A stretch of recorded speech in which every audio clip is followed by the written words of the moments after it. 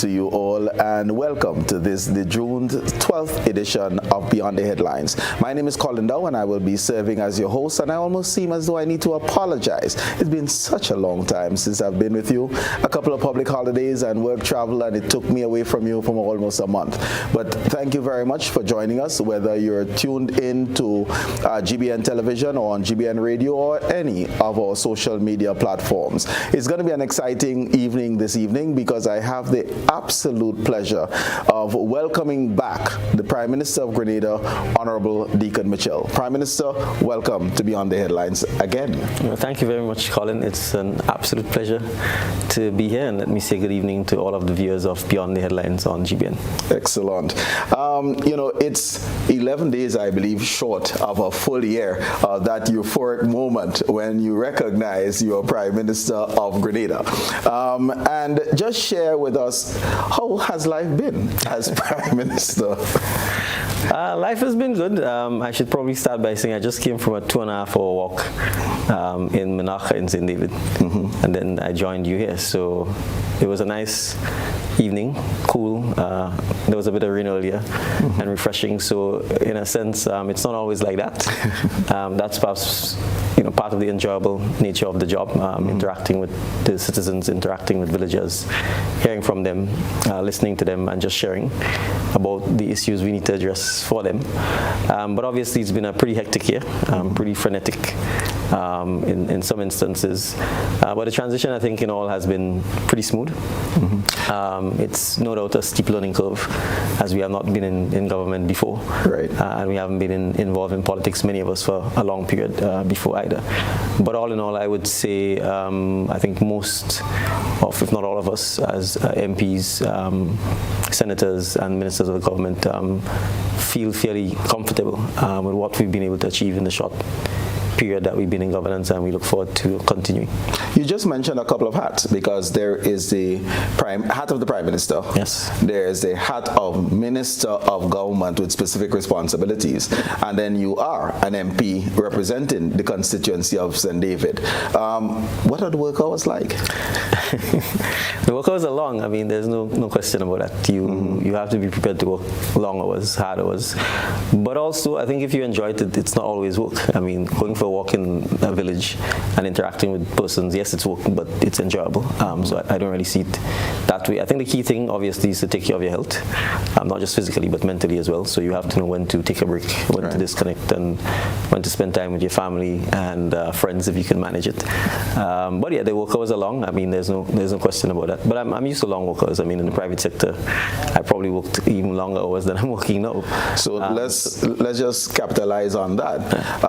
You moved from the private sector, long hours, some may claim more productivity, into a public service that has been on occasions accused of both having officers as well as bureaucracy that probably might be more obstructionist than facilitating. How has it been moving into the public sector, coming from running your own business as a legal eagle?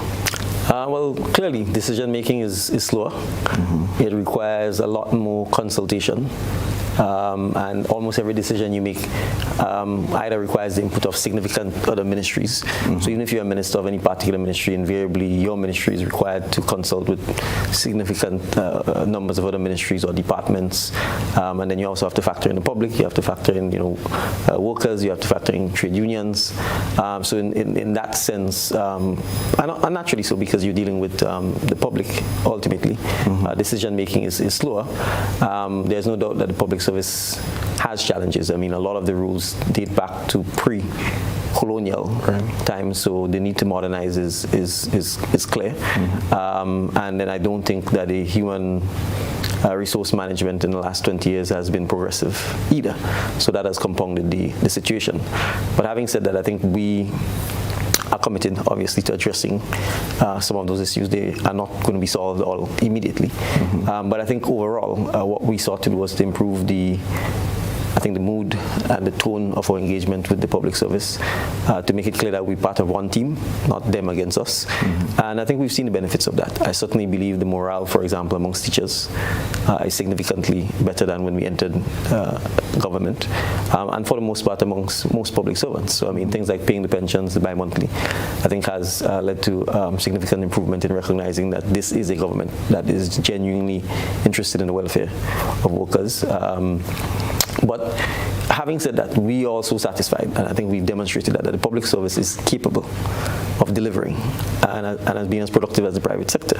So you note all of the initiatives that we said we were going to embark upon have happened, and have happened in record time. So even though we said we would pay the pension, it was paid in 6 months. That required the public service to be able to do it. We said we were going to have bi-monthly payments. We've been able to do so before a year has elapsed. It's the public servants who have delivered on that. So I give these as two examples to indicate that the public service is, in fact, I think with the right leadership, with the right motivation, given the tools to carry out the job, even in very difficult circumstances, they can deliver. So I'm happy to continue partnering with them. I'm happy to continue supporting them and giving them the tools, and I'm sure once we do that, they will deliver on the mandate that they're asked to deliver on. My follow-up question really was about wins that you would want to outline in the first year. So you mentioned two, partnering with the public service, the pension as well as the bi-monthly payments. As you reflect, what are some of the wins, big and small? Well, yeah, you know, I oftentimes when people ask me that, I'm like, well, we haven't really won anything yet. You know, there's just so much work to do, and I think part of the wins is a recognition of that. I don't spend too much time gloating or celebrating, you know, that we said we would do something and we've done it. And maybe that's one of our flaws, because we tend to move right on to next. But I think I want to talk about some of the future things we want to achieve. We talked about, so yes, payment of pensions was without doubt, I think, a big win. The move to bi-monthly payments, again, was a clear achievement, and we are continuing that process because we want not just public sector workers, but we want the statutory bodies and ultimately the entire country to move in that direction. So we anticipate that by September, all of the statutory bodies will be in a position to also do the same. And then we want to encourage private sector businesses who are not yet there to also follow suit. I think, you know, there are issues that may not seem like a win, but I think we also have to address. For example, the situation with the Market International Importing Board. Right. It may not appear as a win simply because of the fact that we had to take this difficult decision. But I can already tell you the MNIB is paying, the much scaled down version of MNIB is paying the farmers. Okay. Right, on time. It is able to meet its commitment on time, and we haven't yet entered into the full-fledged restructuring of it. So I think that's just an example. The creation of MIT and the several enhancement projects that it has been able to undertake, I think is a clear example of how you can partner with businesses, with the communities, with the villages, and the public sector, and deliver on the mandates that we talk about. And it's not just the fact that you are cleaning up the lagoon or beautifying Wall Street and so on. It's a sense of pride. That, to me, is a significant win. I think Grenadians feel proud of the government. I think they feel proud of the fact that they're able to take part once again in decision making, that people can live without feeling that you run the risk of being victimized or harassed or intimidated simply because you share a different opinion from someone. So I certainly think from a national perspective, that sense of pride, that sense of freedom to speak your mind, freedom to debate and discuss ideas, I think has returned to the fore. And to me, that's a significant win, because that's one of the things, and that's one of the reasons I got involved in public service, to see that public service is a good thing. And if you are fortunate enough to be in a position to give back, you should be able to do so. So I think those intangibles are just as important as the obvious, tangibles like Chat a little bit in terms of the expansion of the mission of MIT, because there are a couple of things. In the last administration was accused of poor implementation, not necessarily the identification of projects, not even the securing of funding, but rather the actual implementation of projects. So chat with us a little bit about the work of MIT. And you mentioned the lagoon, you mentioned Wall Street, but the work of MIT outside of St. George, building that national pride, etc. Right. So, I mean, it's mobilization, it's implementation, and it's transformation. Right. So, from where we sit, let's start with mobilization. We need to galvanize the country. We need to mobilize the country. And I think a lot of the work you see in terms of the beautification and so on is part of that sense of encouragement, that sense of pride, that sense of getting people involved. So even when we have town hall meetings, for example, we had one in West Dowe, you would see it is not just myself and ministers coming to speak, but what you would see is several other sectors being involved. So you have, for example, the G Cruise project. You have the Ministry of Agriculture. You have other persons letting the public know what is going on. And that is important because I think we've had what I call government in the dark. You don't know what's going on. You don't know where to go, who to go to. You don't know what the project is about, and there's just no information. And that has to change. So the government itself has to make itself available. It has to go to the people, and I think that sort of mobilization is vital. Okay.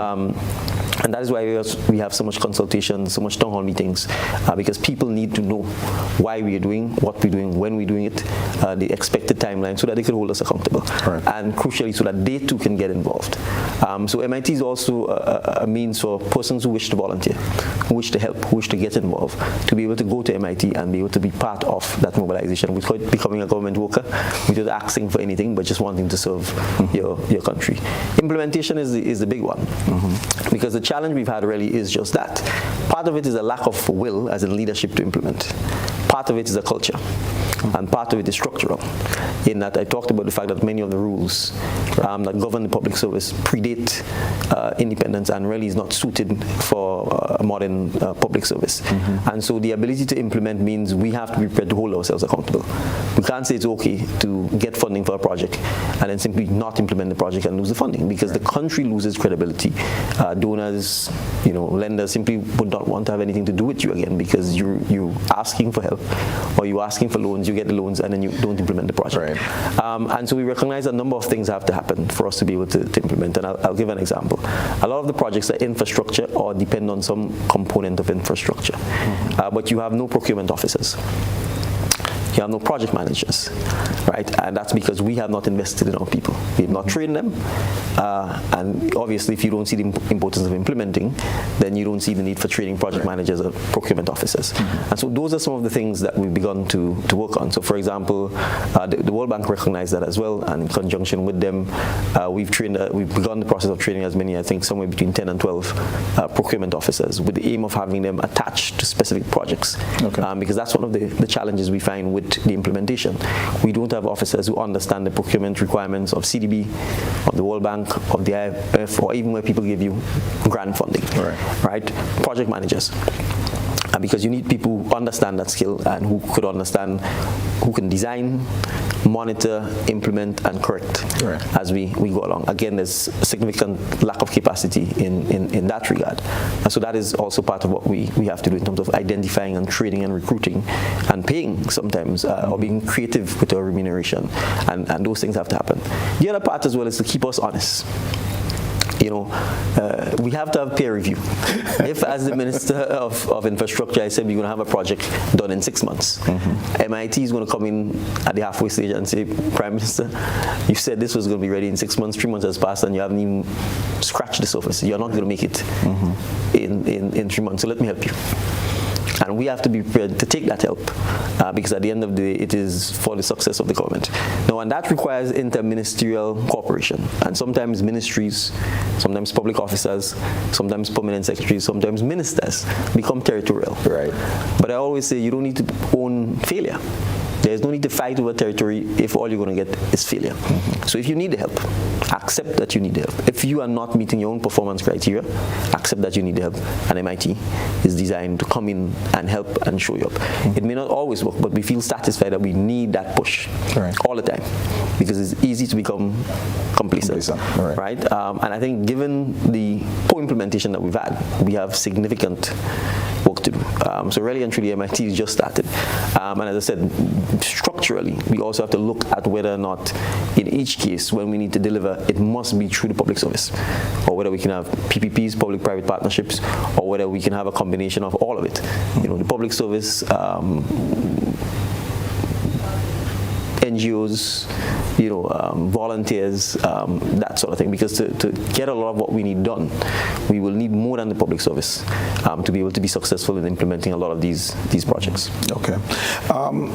When you campaigned, it was a campaign of hope. Yes. And we spoke of the national pride already. But one of the challenges that was identified was that of contract workers and people not being permanent, and the limitations placed upon employees who did not have permanent placements. Yes. Chat with us in terms of the development that you would have made on the contract work, temporary workers across the public service. I know teachers and nursing would immediately pop to mind. So where we are is we want to take a systematic approach to this. It will, in my view, fail before it starts if we are not systematic. We can't have an ad hoc situation where somebody recommends this one person or that person, or you cherry picking. One, it will not be fair, it will not be transparent, and then people will all feel it's political again. Mm-hmm. So we have spent significant time, and the Department of Public Administration has actually developed a regularization framework. Okay. As we speak, we expect in the next, starting from Friday, in fact, that meetings will commence with public workers to talk to them about this regularization framework. We expect Cabinet will be briefed on Monday coming to talk about the regularization framework, and we intend to engage with all stakeholders, Employers Federation, the unions, Chamber of Commerce, etc., to talk about the regularization framework and to get input, and then to finalize it and begin the process of rolling it out in the last 6 months of this year. But I wanted to say a couple of things in detail on this. As I've said, we've inherited a matrix, almost a maze in some instances, of different categories of workers. So in a sense, you may just use the word contract loosely, but you have what I call established public workers who themselves have been acting for significant periods of time, right, which means they, in a sense, they're holding on to positions. They have a substantive post and then they're acting in one. So 2 positions are effectively blocked because you're not confirmed in the one you're acting and you're holding the one you are. So someone else can't fill your substantive one. So just on that basis alone, we need to address this. And in fact, it is likely that the regularization framework will address this first, because in order to move people up, you need to free up the space. Right. In order to move people over from contract to established, you need to free up the space. So we are going to have to start with that sort of approach, almost tidy up the situation with the acting appointments, get people confirmed so that they can also move on with their life, have the security of knowing, okay, this is the job I'm doing, I'm not acting in it. It frees up the space.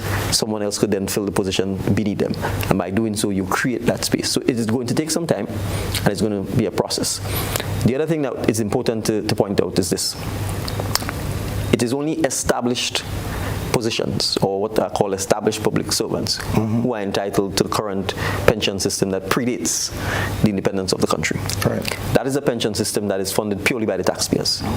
There's no contribution by the employees. And in a sense, there's no contribution by the government either. It's not an actual pension scheme. It is a situation where the government has to find the money straight out of the consolidated fund to pay the pension. Right. That is not sustainable. Right, and for it to be sustainable, you literally have to freeze where you are right now in terms of the established positions. So we need pension reform, and that pension reform is not for established workers because they already have their pension. That is constitutionally guaranteed. That essentially is for contract workers, if we are going to regularize them and bring them on the establishment, and for persons who join the public service after. But chat just a little bit about that, because I am worried of a non-contributory pension scheme, whether we're talking with government or whether we're talking with statutory bodies. I mean, a few years ago, NAWASA was in the news because of the non-contributory pension regime, which basically put the organization in trouble. As we speak, pension reform, yes, new people coming in, yes, the temporary workers, contract workers coming on to the public, the permanent establishment, but shouldn't we look also at some type of regime where there's a contributory scheme that allows for a properly funded pension for public officers? That is essentially what we want to do, and that is what the pension reform is. But I'm saying it's a bit more nuanced than that, because you have, as it stands, the law and the Constitution says if you're an established public servant, and assuming you've done the pensionable years, you are paid as per the respective pension acts pursuant to the Constitution, and that is what the law upheld. So what you have, as I said, is hundreds of other workers who have no pension at all, right, and no right to it. And I'm saying, assuming these jobs are valid jobs that the government will require for the next 10, 15, 20 years, it is not fair to these workers for them not to have a pension. So what we are hoping to do with the pension reform is, in fact, to do just that, to have a contributory pension scheme that allows the employee and the government as the employer to fund this and to ensure that that pension is managed just like any other pensions. Right. That is actually funded, that the funds are invested so that you can cover the administrative and operational costs of running the pension, that you can make a return on it, and that you can guarantee that when these employees retire, they in fact get a pension. So that is really what the pension reform is about, right, to ensure that as we go forward, persons who come on the public service who were not on it before, and the contract workers that we are seeking to regularize will be in a position where they get a jointly, a pension that they would have contributed, right, and that the government would have contributed to.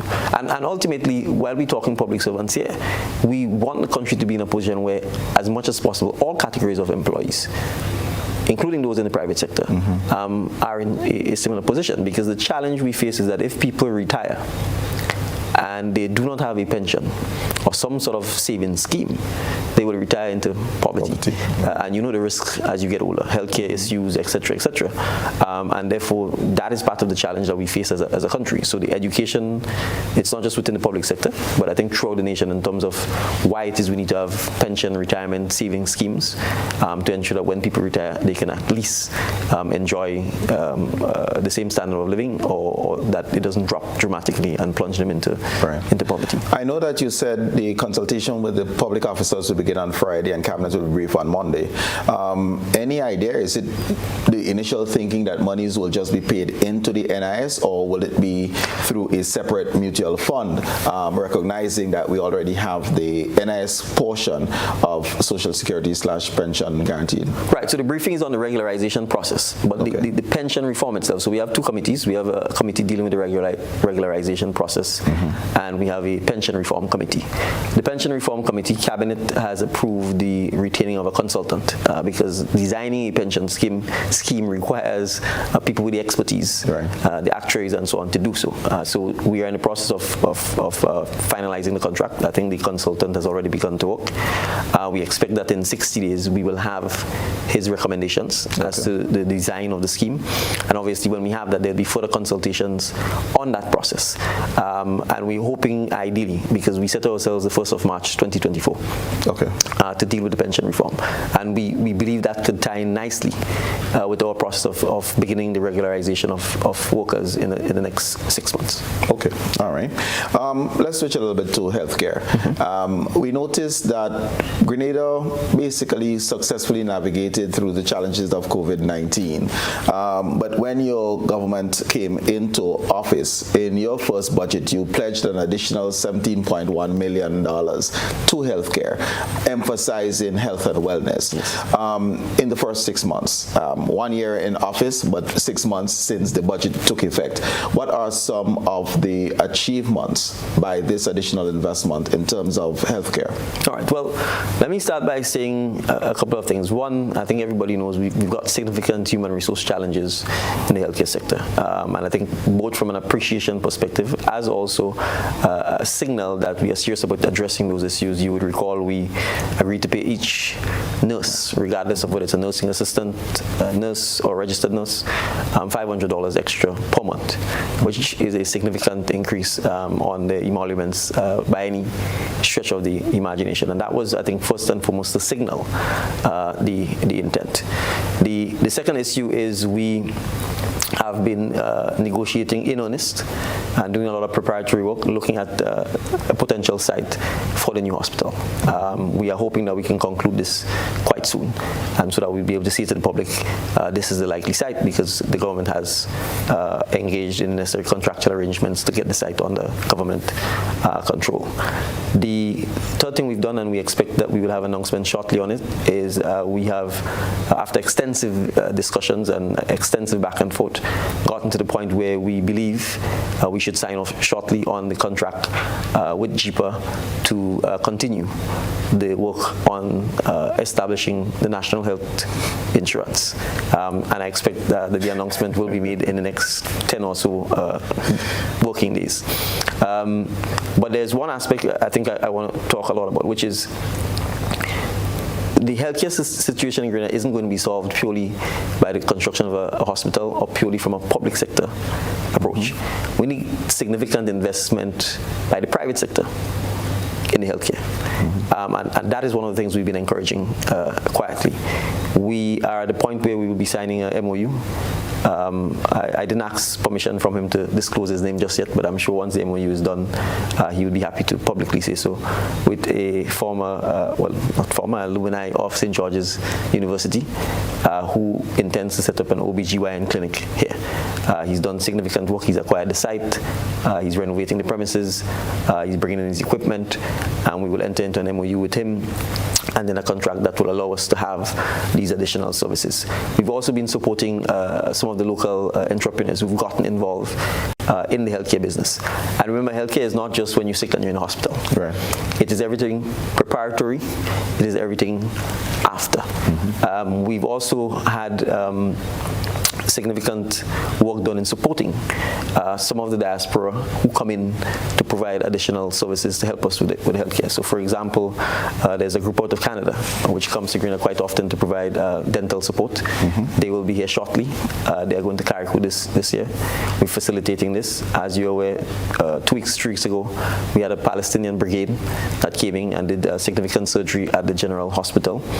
We are working with the Grenada Diaspora Advisory Council, which is a council, it's a brainchild of 2 Grenadians in New York, which is really designed to get a database of as many people in the diaspora as possible who wish to help us in various aspects. And here we're talking more strategic, long-term help, driven by ideas, driven by expertise, and not just the traditional remittances and barrels and material things, but how do we really address some of the structural challenges we have. So one of the things we are looking at with the help with rolling out is, in fact, having what I will call the diaspora brigade of healthcare professionals, who in very much way, as how the Palestinians visited us, as how the Cubans come, that we can then have our own Grenadian diaspora who would come on a rotating basis to Grenada to help with the shortages of personnel we have, particularly when it comes to surgeons, and specialized care and so on. So we're also working with them on that, and I feel quite excited about this because I think that's one of the areas where we can have significant impact, both from a healthcare perspective as well as actually being in Grenada to provide the support. So, there are a number of other initiatives, a lot of it driven by Grenadians in the diaspora who have reached out and who have indicated that they think that there are significant opportunities for us to partner with them on issues like getting additional donor funding, issues on addressing, for example, the high rates of cancer. That was where I was going next, because while we welcome the OBGYN facilities, cancer is a major killer. So any movement an oncology clinic or services for Grenadians, the idea of the brigade, of course, naturally, I would welcome, because we don't necessarily need to ask all Grenadians who are physicians or in the healthcare field to return home. No. But on a rotating basis, absolutely, 3 days, 1 week, Grenadians can have access to these specialized services. But it will require us to have the facilities in order for these professionals to work. Yes. So acquiring the site is one step. What about building a facility that can facilitate the brigades coming in and being able to deliver? No, so we're absolutely committed to that. And that's why I talked about the model of healthcare. Our model is cost-based, where the government has a fixed budget that we every year, pursuant to the budget, and we spend that. And it's clearly inadequate, right? And there is no recovery. So when we talk about things like national health insurance, that's part of it. We want it to be more revenue driven. And so the model from where we sit for the new hospital must be revenue based. You know, the hospital has to be able to generate revenue that would allow us to ensure that our citizens get the level of care that they deserve. And so we cannot just build a hospital. All right. We really have to build a state-of-the-art, and I call almost future-proof hospital that allows us to be able to twin that with our tourism market and allow us to be able to attract some of the best professionals in any given field of medicine, so that we can, in a sense, subsidize the cost of our own domestic medicine by being able to get persons outside of Grenada to come to this facility in very much the same way in which St. George's University was able to get citizens, the vast majority of whom are from outside of Grenada, to come to Grenada to be educated. It is the same way we want to be able to develop a facility that says you can come to this facility. It is interesting because we're one of the few, probably even OECS islands, that does not have a developed health tourism sector, and I think that's where you're going with that. Just a couple of points before we take our first break. Can you give an estimate or guesstimate as to when we will see the national health insurance? Because funding is important. And just as you develop on that, when we spoke in January, you did pronounce that in 2023 we should see a point of service payment regime implemented in Grenada for hospital services. So just comment on where we are with that as well. Right, so we've started. The point of sale service has already started at the hospital, so you can actually pay for services there. Staff has been recruited, additional staff was recruited to address this, because, for example, if I want to pay at 5 p.m., you know, if I'm discharged at 6 or 7 in the night and I want to pay for services, obviously you need to have the point of sale services for that to happen. So the Ministry of Health has in fact implemented that, and so we're happy for that. I think we have to be a bit more systematic and perhaps the Ministry of Health probably needs to blow its trumpet a bit more to highlight that, so that the public is aware of that, particularly where you have non-citizens coming in and accessing the medical services of the Ministry of Health. In terms of a timeline for NHI, I mean, ideally we are pushing for 18, well, I should say our contractor is pushing for 18 months. I think we've said 24, because one of the things we don't want is from the very start to have a design flaw where you are giving unrealistic timelines. But we expect in 24 months NHI should be launched. And I want to emphasize that, because national health insurance, I think, also involves private healthcare insurers. Many employers already have that. So I think we don't want to exclude that, and we want to embrace that as well, because, again, any opportunity for a citizen of Grenada to get medical care must be welcome. Right. Any opportunity to get health insurance must be welcome. So whether it's from your place of work, whether it's from a national system that we devise, we have to embrace it, because, as I've said, it is not so much the ordinary dental checkup, the ordinary eye checkup, you know, the routine medical checkup. It is usually the surgery, or some catastrophic event, or a motor vehicle accident, or some non-communicable disease that you're suffering from, cancer or something like that, that creates almost immediate bankruptcy, because you simply cannot afford the cost of the treatment, especially when we have to leave Grenada for it. And that's part of the challenge, because many of the services are just not available in Grenada. People spend hundreds of thousands of dollars that they don't have. They either have to borrow, or family members have to chip in, and with no health insurance, you basically cannot. We need to have an end to these motorcades for routine medical matters. And I mean, we cannot underestimate, Grenadians spend millions of dollars. I've seen a study which suggested as much as $70 million each year seeking medical care outside of Grenada. So I'm saying, if we can cut that in half, then it means that's $35 million that will go to healthcare in Grenada from our own citizens. Right. And that's why I feel quite confident that a revenue model based on a modern hospital will certainly help to improve access to healthcare in Grenada, because the money we spend overseas in transportation, taxi, hotels could certainly remain in Grenada. Thank you very much, Prime Minister. And to you viewers, we will take our first break. We have Prime Minister Dickon with us, and there's so much more to discuss. We'll be right back.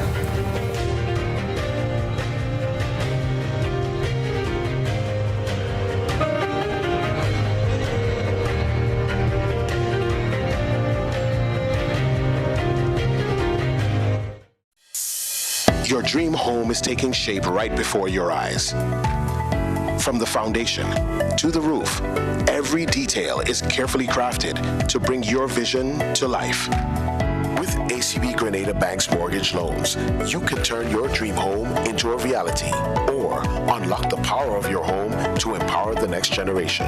Our team of financial experts will guide you through the process to help you find the best financial options to suit your needs.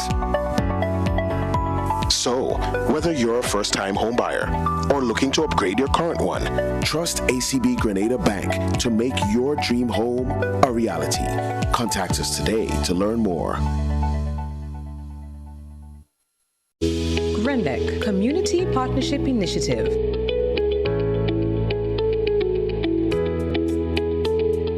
One of the things that GND Schools Incorporated, as a nonprofit organization, what we do, we give a wonderful gift of a library to primary schools.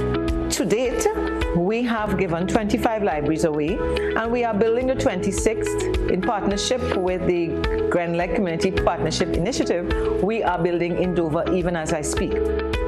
Our library design has been impacted by COVID-19. We are changing the design. We always nice it up. We always change it around. We always ensure that when we give the 23rd school a library, it doesn't look exactly like the first 10.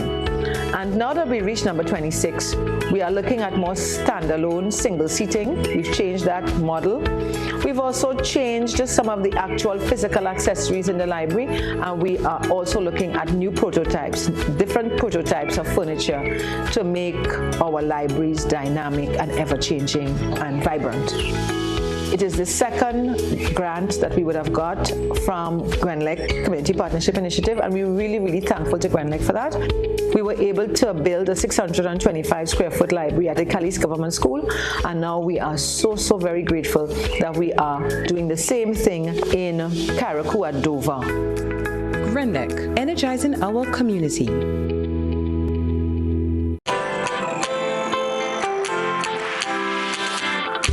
But when you need someone to help you to your feet, I'll be that beacon to your highest peak. I'll be right next to you, no, I will never leave. Come on, take my hands, we got everything we need. Cause you can look to me whenever you're in need. Just call on me and I'll be on my way. I'll be by your side, never to divide. The light that shines our way. Wherever you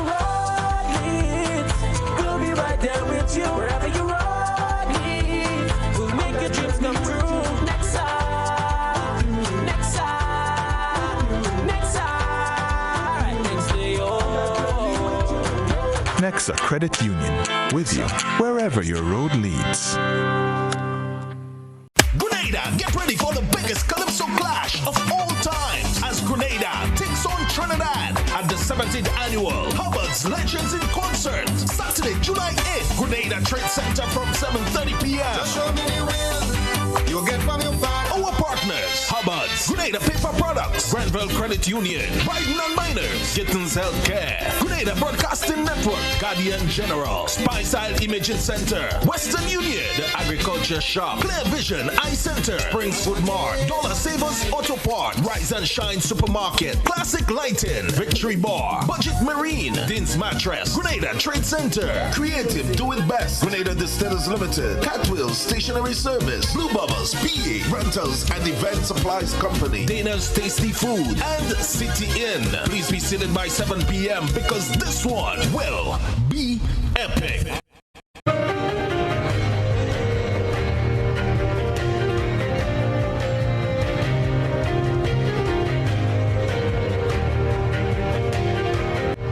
Welcome back, viewers. We are speaking with the Honorable Prime Minister Dickon Mitchell on the first year in office of the National Democratic Congress. Prime Minister, when we left off, we were talking healthcare. Just two rapid responses.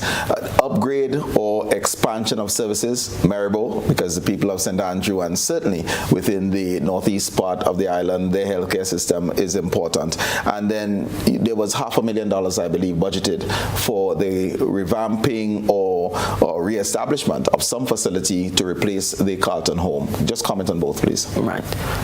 So I would take the Carlton home one first. I think we have had that budgetary allocation. I think one of the concerns we have is whether the site is suitable, and I don't mean the site as in the state of it, because clearly it's in ruins and it has to be rebuilt, but whether the location is ideal for what you need in a rehabilitation type center that is treating addiction.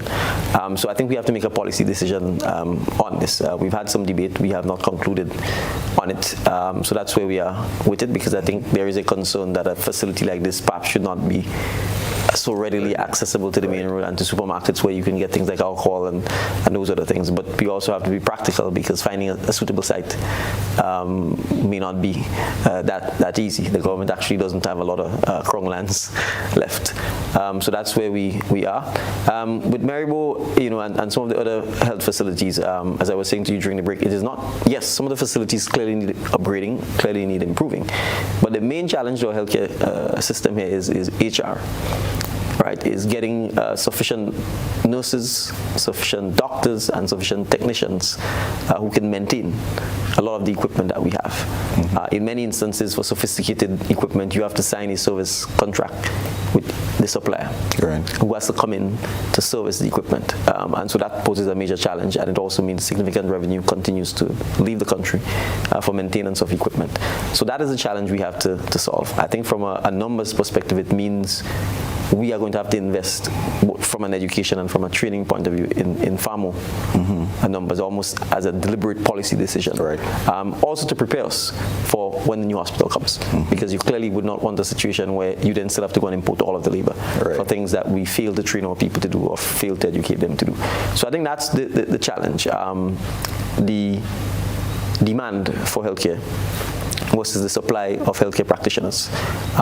Obviously, there's greater demand, and so we have to work on the supply side to be able to address this. And the other aspect is the management as well, because you could have sufficient supply, and if it's not managed properly, if the system isn't accurate, or isn't a system that foretells where the demand is going to be when it is going to be, then you could have a mismatch, and that's one of the things we have to get, and that may require some structural change.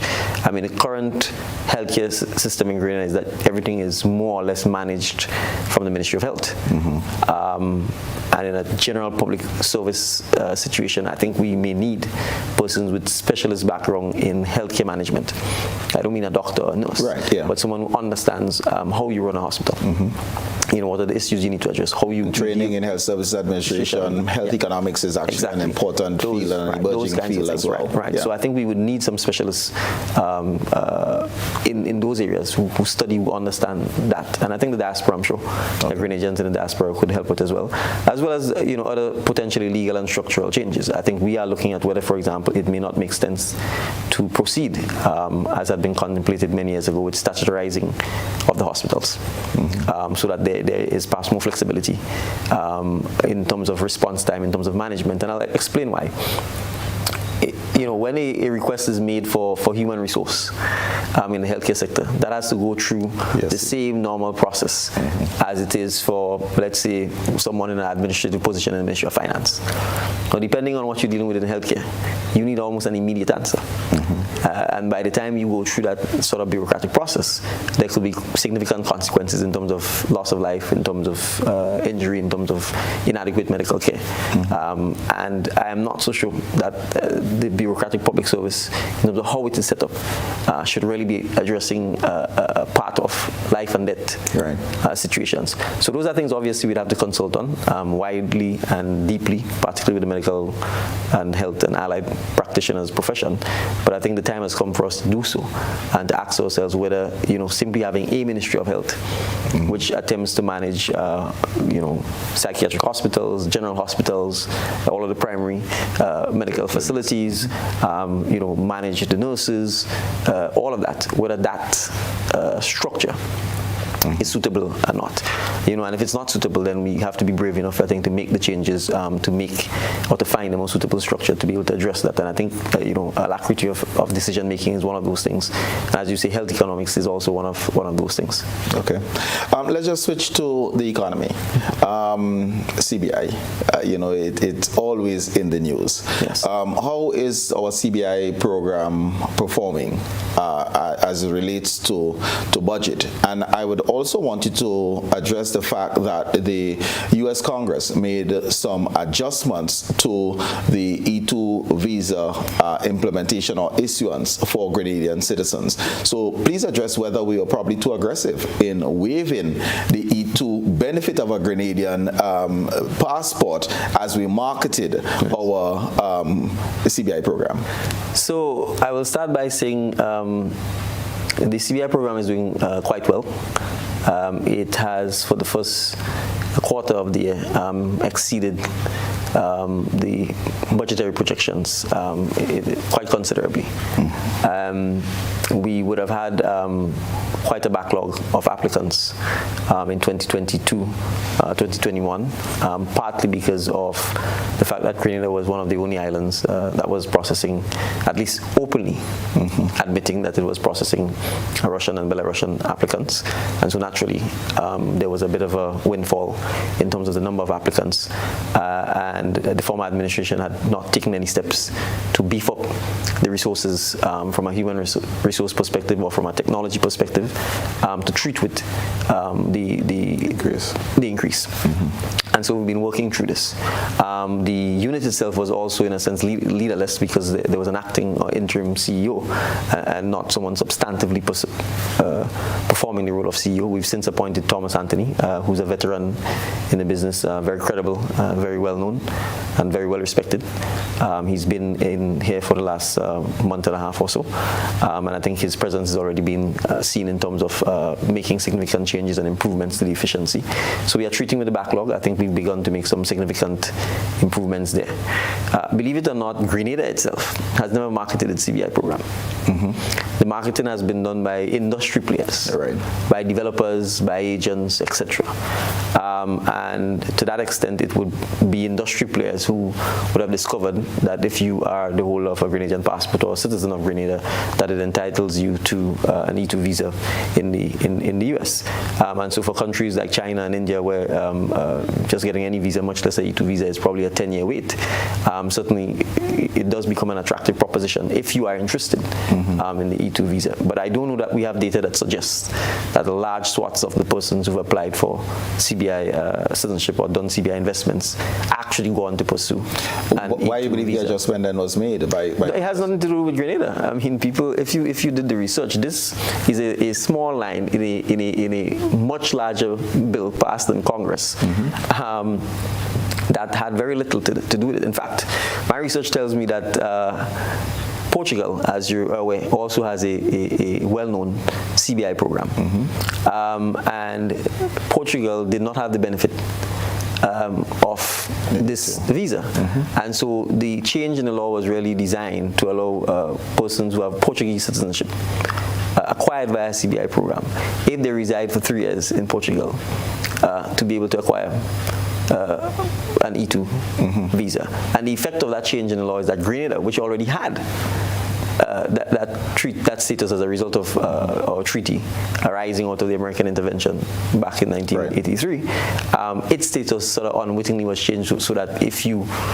So philosophically, the DD deduction of double effect here? Yeah, effectively. So, for example, if you born and bred in Grenada wants to get an E2 visa, there's no issue because you've always lived here, right? It is only if you are a CBI citizen that there may be a requirement for a 3-year residence in Grenada. And as I said, I don't think... well, we certainly don't have data to suggest that large amounts of persons acquire Grenadian citizenship for that reason. And I would also point this out: Grenada was the only island that had this treaty arrangement with the U.S. Right. And all of the other islands have CBI programs. And for example, in St. Kitts, you may even call him the grandfather of CBI programs, and the programs have done very well over the last 2 decades or so with no E2 visas. So I really don't think that's an issue. But going back to the marketing, as I said, I think it's unfortunate that in the past we did not market our program by saying this is what our program is about. This is how we use the funds, and in a sense we allowed agents and others to do the marketing, and they simply oftentimes they competitors in a private business are seeking to make money, so they will say and do anything to be able to promote their business. But I think it's important for us to market our program because that way we control the narrative about the program. We say what our standards are. We can be transparent in terms of the use of the funds, and so that persons understand that it is truly an investment, that the program is well run, that the degree of due diligence that we do is extensive and intensive, and that at the end of the day we can protect. Let's talk about that, because on the due diligence, I think we have done fantastic work working with international agencies, Interpol and others, to make sure we get clean money in. Yes. Have we been monitoring that the clean money that comes in, if it comes in to Grenada, actually goes to the projects they were earmarked for? So money comes in, passport is given, but are we seeing the actual projects taking place in Grenada at the rate and that is consistent with the monies that have been collected? Right, so let me answer this by saying, just for clarity, there are two aspects. There's a National Transformation Fund where persons invest directly to the government. Right, so that is funds that we have complete control over. And the second aspect would be approved projects, where the funds are meant to fund the development of an approved project. There is a properly set up and legally backed escrow accounting system, which requires the funds to be paid into an escrow account, and the government signs off on the disbursement to the developer. The government does not sign off, the developer does not have access to the funds. Now, when the CBI program started, that was not in place. And in my view, that was and should never have been the case, right? Because it is, in a sense, Grenada's patrimony that we are leveraging to allow the developers to find financing that otherwise would not be available to do the development. And therefore, it is crucial to ensure that we monitor the use of the funds. So it took quite a while before the former administration eventually put the escrow account system in place. And by then, it was too late, because it is quite clear that some developers committed less than proper acts and absconded with the investors' money and ultimately Grenada's money. And the shrimp farm, the so-called shrimp farm, is a perfect example of that. But I think they did get the message. They then enacted the escrow regulations. Those regulations are in place. In fact, when we got into office, there was one developer who, for reasons that I am quite unable to understand, the government had permitted the investor to have the escrow account outside of Grenada. Right? And we made it clear that that account must be in Grenada. So to that extent, if a developer is unable to fulfill his obligations, the funds are in escrow, and obviously we will not release it. I think it's also important for us to appreciate that, particularly for tourism type development, that developers themselves have to have skin in the game. They have to come with funds, and again, the former administration had introduced a 20% requirement that developers must themselves at least put 20% of the funding required towards the project. And so we are constantly evaluating some of those initiatives, because in order for the projects to commence and end within a specific time zone, as far as we're concerned, developers must put their money in. You may be able to use CBI to recover it, but we are not going to have an open-ended situation where the so-called projects just drag on indefinitely. And I think St. Kitts faced that situation, and as you can see, the administration of Prime Minister Dowe had to take drastic action by effectively cancelling all approved projects and having them reapply. We have already begun, since taking office, reviewing the approved projects. In fact, we have decertified 6 of them already. Because if you're approved and you have not started the project, there's no indication that you'll be in a position to do so. We will not hesitate in ensuring that we decertify the projects. Would we see an expansion of CBI beyond these tourism projects to some other areas that can lend to Grenada's sustainable development? Well, I would want to say yes. I think the key thing that we have to understand is there's a National Transformation Fund, and that is used to fund a number of things. But from a developer perspective, it is really a private person who has to conceive and conceptualize a project and then bring that project forward. That project is then reviewed by the CBI committee for approval. So really and truly, although it starts, and a lot of it has been tourism type project, there is really absolutely nothing preventing anyone from any other sector in coming with a project in agriculture, in science and technology, in sports. I think what has happened is, persons in the tourism sector have sort of taken advantage of the... And probably this is a good reason, as you mentioned earlier, for Grenada to market its CBI. For Grenada to market CBI and program. hence the pillars that you see building our economy can be emphasized. Yeah, absolutely. Okay. Right. And one of the things we are likely to do, and I say this because in the UK the question was asked, and I was surprised because I had assumed that persons were not interested per se in what the transformation fund was being used for. And that question came up. So I said to them, well, I have a whole litany of projects that the CBI money is funded, including, for example, the St. John's River Road project, which has been almost completely funded by local funds. Right. And I said, but you probably wouldn't know where the St. John's River Road is, and I didn't think it was necessary. But they said, no.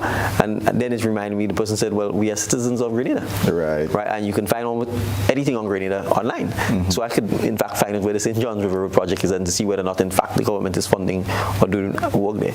And so to that point, yes, we absolutely have to ensure that both from a transformation perspective in terms of the funding, transformation fund, but also from the private sector to encourage more persons outside of the tourism, real estate, property development to also use the opportunity to come up with projects that can be approved by CBI. We are talking CBI, and it was in the news last week, I think it was, that Grenada's management or mismanagement was the accusation of the CBI, is what led to the non-inclusion of Grenada when the Canadian government made the announcements as to which countries were now becoming visa exempt. How do you respond, one, to that? And you don't necessarily have to focus on that, but certainly share with us what you believe may have caused Grenada not to be included in the list of countries that no longer require visas.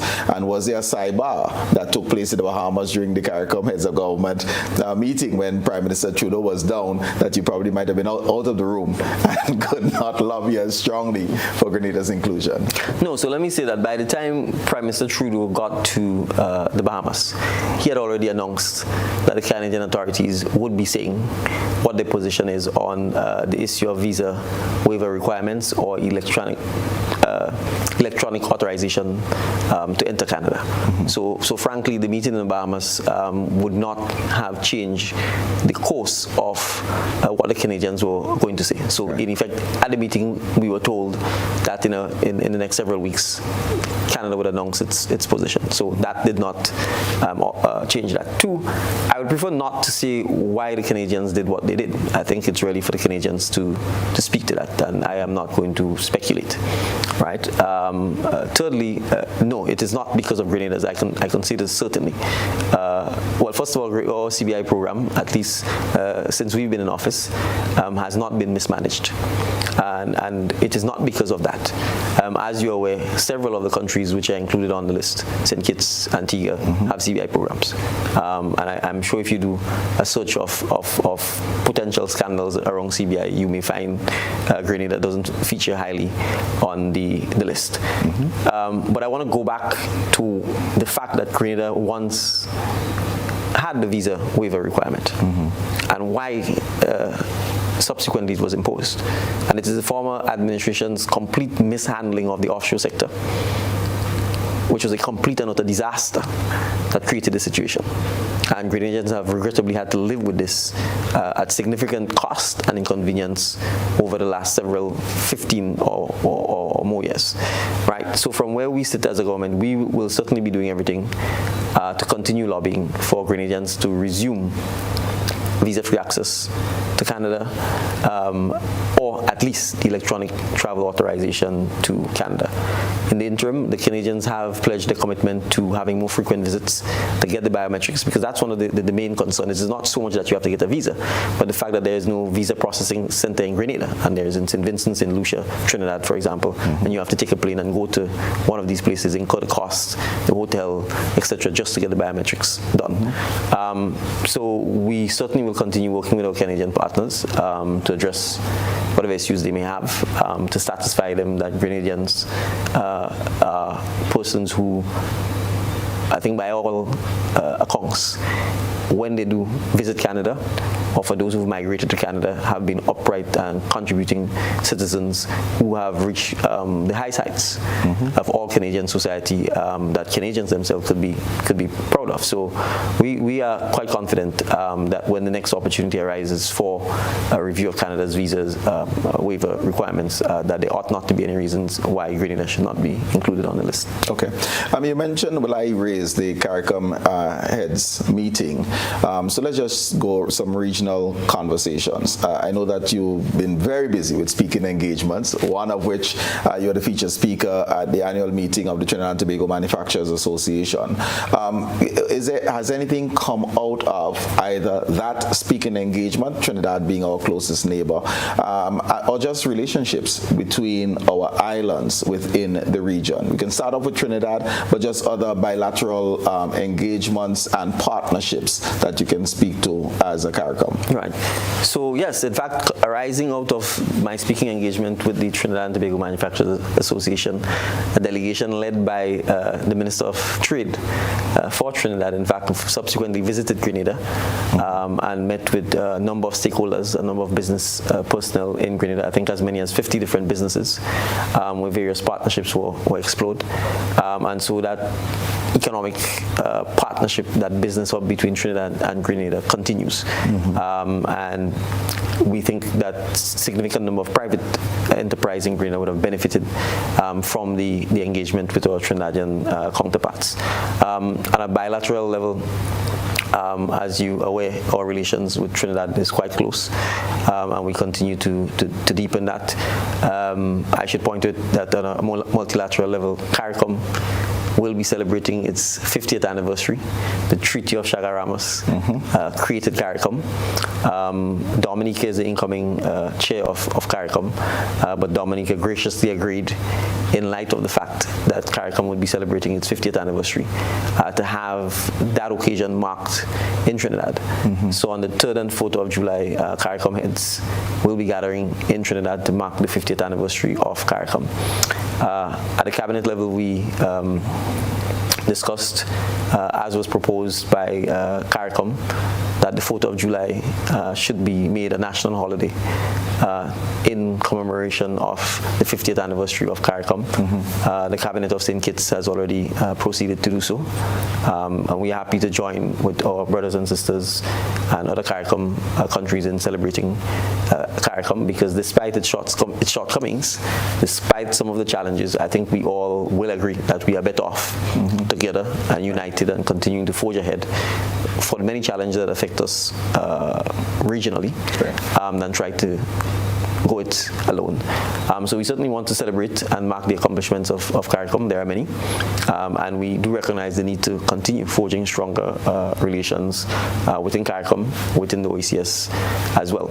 Now, one of the things, again, I'm very passionate about the need for economic union within OECS and the wider CARICOM. We've talked a lot about the need to improve the movement of people, the movement of goods, the movement of capital in particular. That's one of those things. And as recently as today, we were contemplating a policy decision. We are consulting within ministries on it to remove the alien landholding license requirement for citizens of OECS to be able to acquire land in Grenada. Because if you're able to work in Grenada as a OECS citizen and you have the funds, then you should be able to purchase land and invest and create business and build a home there. Dominica, St. Vincent and St. Lucia have already taken steps to do so.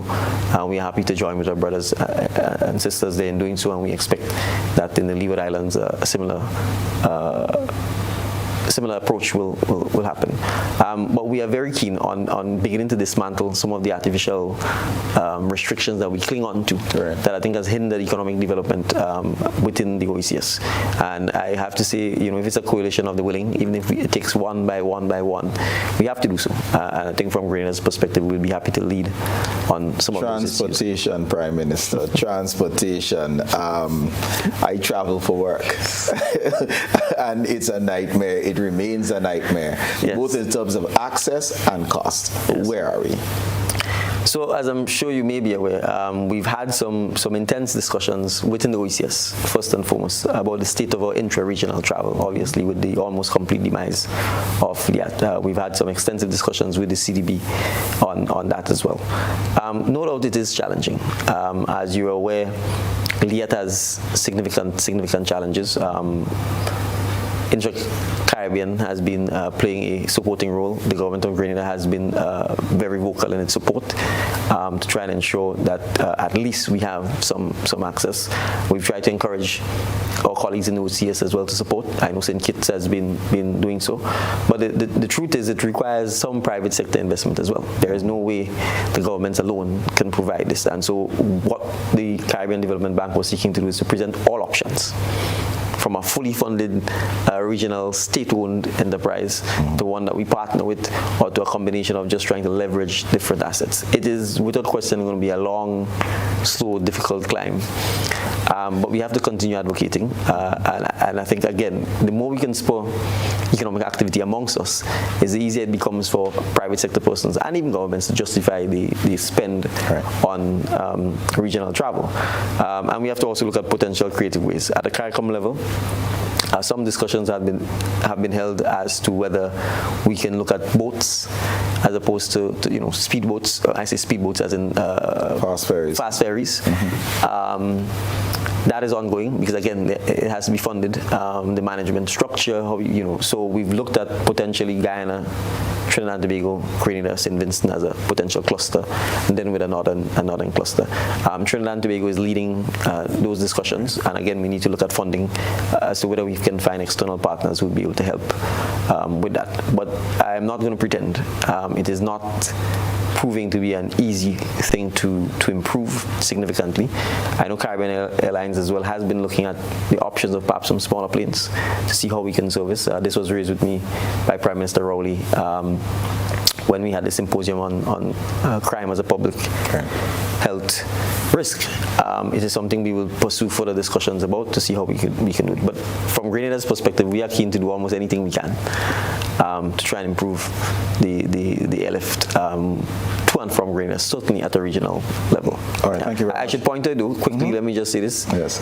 Virgin Airways have agreed to make seats available between Barbados and Grenada, Barbados. So that should certainly help ease the situation, because obviously Barbados is a hub, and you can certainly catch other flights from there regionally as well as internationally as well. And so at least twice per week. That's twice per week, yes. Right. Okay, all right. Viewers, we have to take a break, but we'll be right back. Discussions with Prime Minister Dickon Mitchell.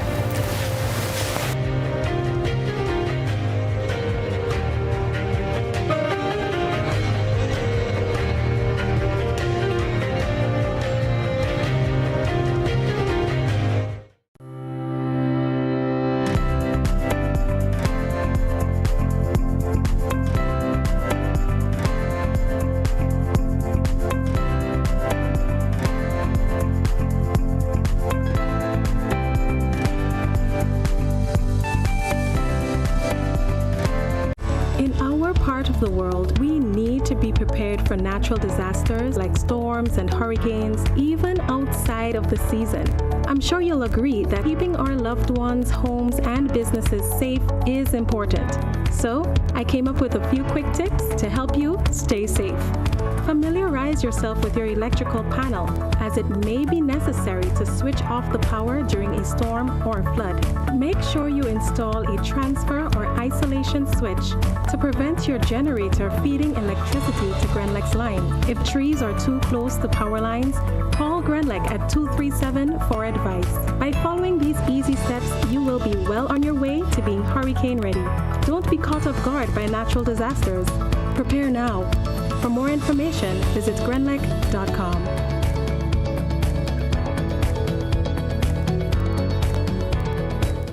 Have you heard about the new Softweave bathroom tissue with total hygiene? As hygiene and safety have taken center stage, our bathroom tissue is now manufactured with 3 different technologies to offer the best protection for you and your family. UVC light technology for a safe and effective disinfection process, eliminating 99.9% of microorganisms. Also, production at high temperatures, killing all types of germs and bacteria. And it's pH controlled with delicate fibers to prevent irritation for even sensitive skin. Softweave Total Hygiene Bathroom Tissue. Available in supermarkets and shops island-wide. Visit Softweave Caribbean Facebook or Instagram pages for more information.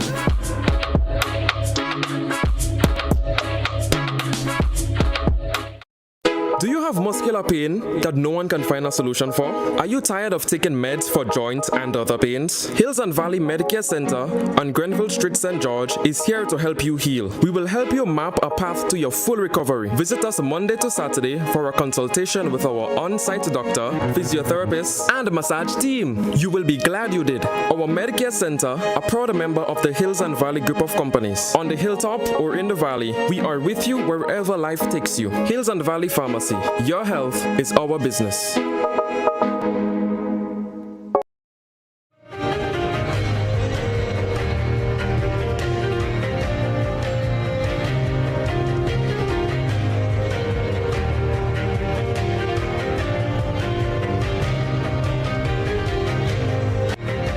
Welcome back, viewers. We are talking about the economy with Prime Minister Dickon Mitchell, and we're going to just pivot to our education system. And I'm going to use your words. Our education and training models, too, are not tailored to suit our unique reality, the needs of our consumption patterns, nor our business sector. I repeated that in our January conversation, and I bring it up again. The idea, really, I want you to share with us, TAMCC, NULO, TVET education, what type of transformation is in process as you are moving into your first year in office and first budgetary year, and also you can share whether there's been any proposed curricular adjustments that we can anticipate in the 2023-2024 academic year. Right. So let me start by saying that the Ministry of Education has been doing some significant work on this issue of our entire skills training module, and cabinet, that was presented to cabinet and actually approved by cabinet, and as recently as about a month ago we actually had, in a sense, the first example of what we're trying to do at the Woburn primary school, where at the primary school level we wish to introduce skills training as a normal, natural component of the education system. So we started that pilot there. The aim is to roll it out in as many of the primary schools that have the physical space and the capacity, tools and equipment to be able to get that going from an early an age as possible, because we recognize that if we continue the situation where it's an afterthought, then obviously it will be viewed as an afterthought. Right. And then we will continue to suggest that somehow academic prowess is superior to skills prowess. And obviously that's one of the dilemmas, I think, right, or the challenges we faced. Second, we have already begun to engage with NULO, as well as the National Lotteries Authority. In fact, the Lotteries Authority has been the one that actually approached the government about the need to help addressing this issue. And so we are looking to, over the next 6 months, I think, develop the policy and roll out a framework that will see NULO, together with funding from the National Lotteries Authority, together with the support of the government, identifying, particularly in the rural communities in St. Andrew. In fact, 2 potential sites have been suggested already in St. Andrew, to ensure that we have dedicated centers of excellence to teach skills training, particularly from the age of 9, 10. And I want to segue into a little bit, because we have allowed children who don't pass CPA, according to us, to drop out of school, meaning they don't go to secondary school at all, right, and nothing becomes of them. Right. and put them at risk. And so, as I'm sure you're aware, in our time there was school leaving. Right. And so even if you didn't pass common entrance, you had 2 years of additional or 3 years of additional schooling, oftentimes with significant emphasis on skills. And you got the opportunity to go to TAMCC or National College or to join a secondary school, right. Particularly a school with some emphasis on skills training and so on. But we created a situation where these children are simply left out of the education system completely. As far as I'm concerned, that's a crime. Right. And so we, by adopting the policy that the Minister of Education recently announced, that all children are going to school, is one of the ways we're addressing that. But it doesn't mean that they have to pursue purely academic progress. We have to have the skills training and significant aspects of it. Let me ask you this: how do we fund? Because skills training is expensive. No, and so how do we? Education is expensive, and that's why I'm saying we have National Lotteries Authority. The government's national budget has to be prepared to do so. We also have to invite the private sector to do so. Let's take the construction industry.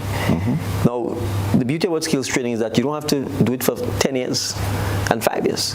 In many instances, you can do 6 to 8 to 12 months, and you could almost be immediately deployed into some kind of apprenticeship or some sort of employment. And I think if you survey the construction industry in Grenada, everyone is complaining about the lack of skilled men. And the reason for that is because we do not have a training process that allows you to graduate and to improve your skills. So when you drop out of school, for example, whether it's secondary school or you didn't get the opportunity to go because our system prevents you from going, you go by a contractor because that's easy. I want a job. You never even measured a tape in your life.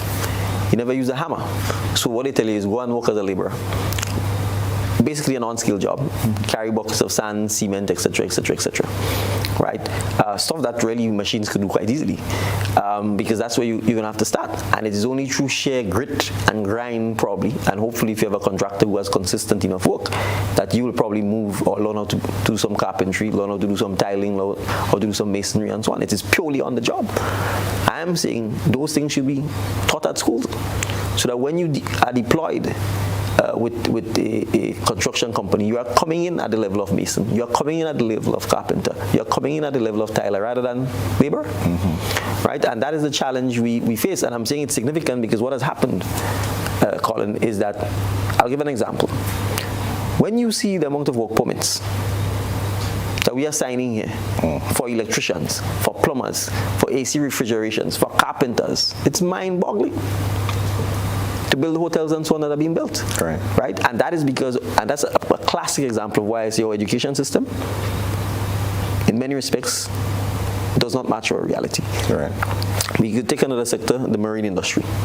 We met with the Grenada Marine and Yachting Association, and it's the same thing, right? And I think they are also eager to help us in that regard. But obviously, we have to identify the sites. We have to be prepared to look at doing budgetary allocations for the trainers.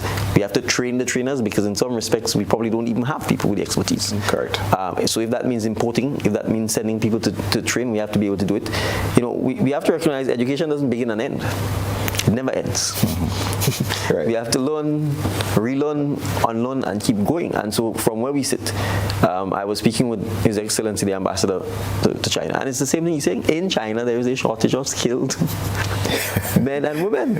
It's 1 billion people. It's actually a worldwide problem, right? Because I think the education system in many parts of the world is still, in a sense, under the arrest of the academics. Or what we call academics, because I disagree. Because to be a skilled practitioner, you are academic. There's no fixing of a motor vehicle, for example, without the physics and the IT, etc. So you absolutely have that. Where does TAMCC fit into this if we're talking marine science, marine technology? Right. Well, I think for me, TAMCC really has to become a center of excellence. The vision is so that TAMCC should be an institution where regional people want to attend it. That's the long-term goal. We, through the World Bank, have earmarked it as part of the regional OECS skills enhancement project, where we really want to drive excellence. And so we do recognize there's some changes that are going to have to come. When we formed the administration, I'm sure you're aware there was significant industrial unrest at TAMCC. And we spent considerable sums in 2022 and in the early part of 2023, trying to address those issues. The bigger structural issues now need to be addressed, which is the vision for TAMCC, the quality of the teaching, the curriculum, right, and really driving a center of excellence and frankly partnering, in my view, with a university that has that similar mindset. That to me is where we are going to go, and we have to, TAMCC has to produce the leaders of Grenada for the next 10, 15, 20 years in all fields of endeavor, right, and to me that really is the vision that we need for TAMCC, and if we can supplement that with having the skills training centers and so on throughout Grenada, as I said, particularly in the rural communities, focusing on the skill sets that we absolutely need, the marine sector, the construction industry, the tourism industry. I think then our education system will begin to better align with our realities. The step up by National Lotteries Authority to partner with UDO for the skill centers, is that part of the vision and claim that you made back in January of having skill centers is one of the legacy achievements that you're looking forward to with your... No, absolutely. It is something we have to do. And I'm saying, as a very young boy, literally 2 buildings down from where I grew up, there was a St. Andrews Anglican Skills Training Center. And I could almost identify almost all of the skillsmen I know in St. David's came from that facility, right? It fell into disrepair and it was discarded, right? I have a cousin who passed school leaving, went to TAMCC, studied welding. He's a master welder, has his own construction company. Right, so I'm saying there is almost a direct line. NULO produces probably 80% of all the AC refrigeration technicians we have in Grenada, not the secondary schools. So if we didn't have NULO, where would we be? Think about it, right? And there are other areas that you can have a direct line between NULO persons and persons in the construction or technical fields in Grenada. But it's not just construction and so on. Let's take the medical field, for example. All of the support that you need outside of nurses and doctors, the technicians and so on, right? Who's training them? It's certainly not our education system, right? And so we also have to address a lot of that, because we need the technicians who understand how to operate and maintain and service a lot of the equipment. I mean, we have, Colin, we have elevators in Grenada. Elevators technology is probably 200, 300, 400 years old. And we have to import people to service the elevators at the ministerial complex. So, so something has gone terribly wrong. From my limited, I wasn't very good at science, but I mean, this is basic hydraulics. So I'm saying the fact that we have to import persons to do that tells you how much, again, there's a significant mismatch between what is actually happening in the country and where the lack of skill sets that we have. And I'm satisfied it's just because we don't have the training and the curricula to address it, and that's really where I think we need to go. As we get to the tail end of the conversation, we certainly would want to invite a couple of callers, 440-1252, that's the number, to make a contribution. Before I move on to Carriacou and Petite Martinique Affairs Minister, I think it would be remiss of me, because again, we had a conversation in January. I'm going to UWI in the 90 acres in Hope, and ask whether any conversations have taken place as to the development of that area. Right. Since the interview, not really, would be the answer. I know the Minister of Education has been looking at the issue with a view to, I think, making some recommendations to Cabinet. I, for one, believe in more education, and I think educational services is something that Grenada certainly can also look to position itself as. So if there's an opportunity for this to still happen, we will certainly explore it. It's not something we would just walk away from. We do have a caller online. Good evening, caller, and welcome. Good night, Mr. Good night, sir, and good night to the Prime Minister. Are you hearing me clearly? We are. Yeah, Mr. Prime Minister, I want to really extend my congratulations to you. I think you have done excellently in terms of, from a historical point of view, because the mess that we are in, it would take a Herculean task to really overcome it. Having said that, a couple things quickly. One of the things I'm concerned about is the divorcement between what what you call implementation and process. Like, for instance, I've highlighted even on the first program the need for community development. And I think part of that played out in the lagoon, but I am glad that it was resolved. Where you must have a community development approach if you really want to succeed in in overcoming most of the problems that we face.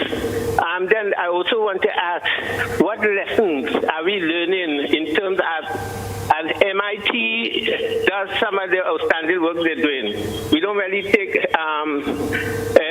note of that. And then one other question is, people are dissatisfied with the rate or with the news of any indictment of people who, in the last many years, who've been involved in wrongdoing. And finally, I know I can't say the whole evening, in terms of the Exim Bank, the African Exim Bank, I think that is a much congratulate the government and meetings moving speedily to do that. Can you explain to us what are the benefits, or how can we, ensure that we make we get the greatest mileage of our connection with the African Exim Bank now? Thank you very much. Thank you very much. I think it's a rapid 4 questions. Let me make sure I am able to retain all of it.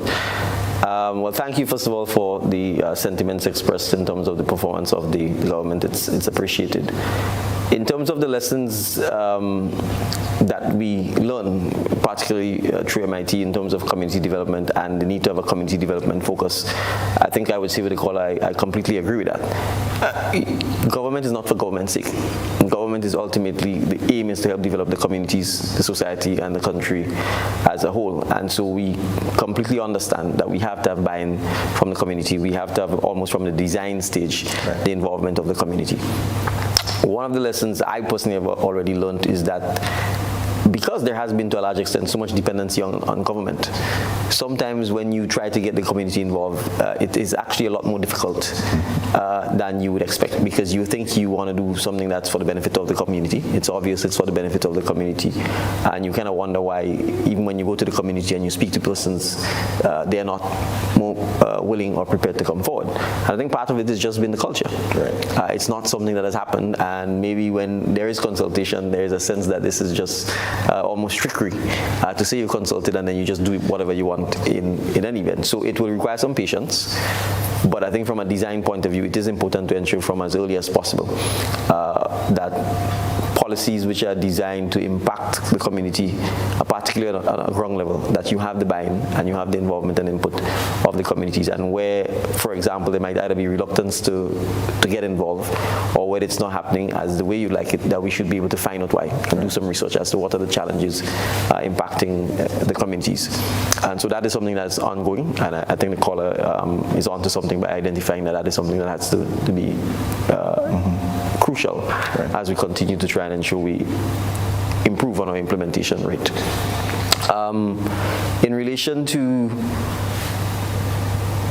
Afrexim Bank, again, some of the benefits we expect is, one, at a national level, both the government as well as institutions in Grenada would be in a position to borrow from the bank, or to partner with the bank, or to get financing from the bank. We also view it as important to ensure that from our perspective, we can leverage the bank to also get trading partners in various countries in Africa, so that we too can look for markets for goods and services in Africa. In fact, I know of one investor here who indicated to me that he was likely to get funding from the bank for some of his projects, but he was not able to do so until Grenada became a partner to the agreement. And so I expect now that Grenada is a partner to the agreement, and the Senate met last week, and it's likely then the law will be gazetted soon. More promotion of trade. Exactly. You can promote more trade, more financing.